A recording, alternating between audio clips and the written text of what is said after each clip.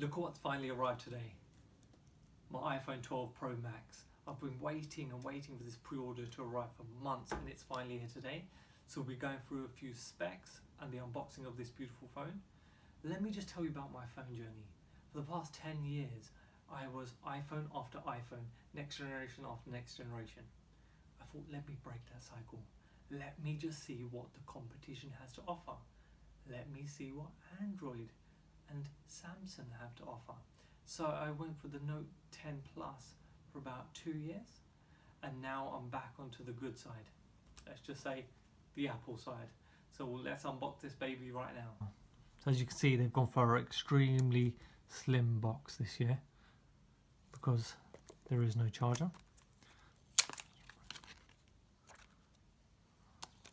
Slip it out of its protective cover.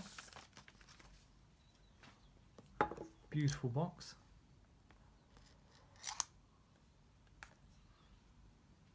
And there we have the iPhone 12 Pro Max. Let's see what comes inside the box first. Pop this to one side. So as you can see, it's owned by Apple in California. So you get the SIM ejection tool, warranty information, and the infamous Apple stickers. I've probably got 200-300 of these Apple stickers now. Then you've got the Lightning to USB-C cable. They should have gone USB to USB. Move with the times, Apple. Put this to one side. Now to the main event.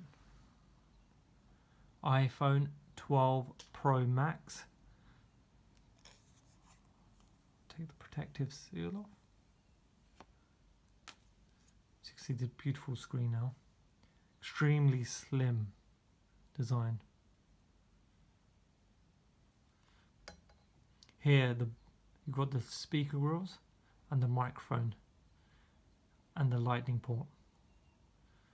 On this side you have the power switch, and as you can see, this phone is a fingerprint magnet. 3 lens, but the fairly slim camera hump, not too bad. Let's just power this on.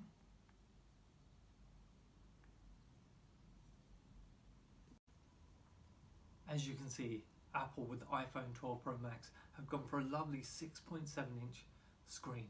This is an OLED display, so this gives you deeper blacks, vibrant colour, ultimately enabling you to hide that notch.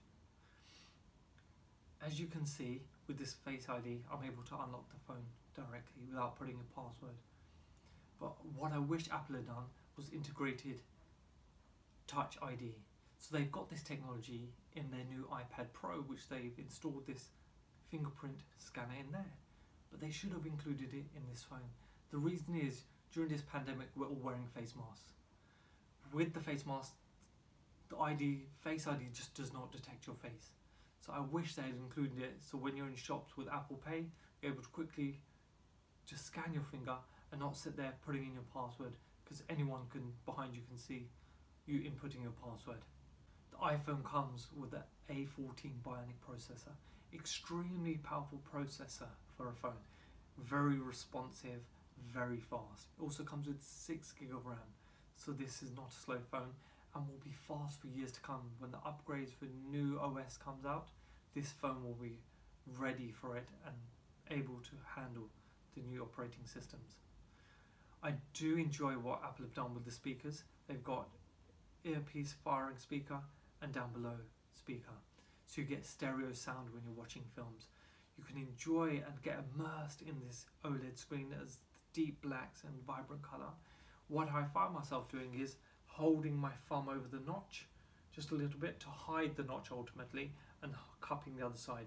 This way you're getting immersive sound, immersive screen, and you can enjoy your film. The phone actually comes with a lightning port at the bottom. I wish Apple had included a USB-C. The reason for this, it would have better integration within restaurants, hotels and cars. If we all stick to the same standard, it would make life a lot easier for us.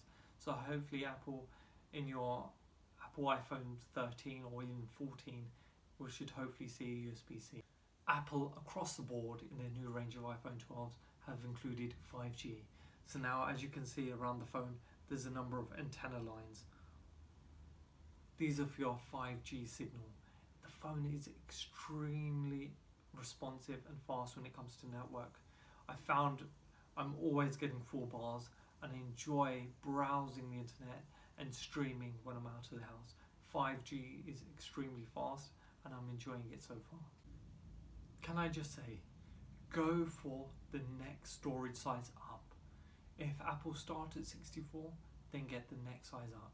Like this starts at 128, but I've gone for the 256. The reason is there's no expandable storage. So once you take films, take photos, load games, load apps, storage is just going to be eaten through. Issue is you cannot expand that later on a year down the line.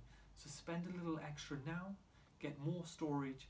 So always don't go for the baseline, go for the next level up.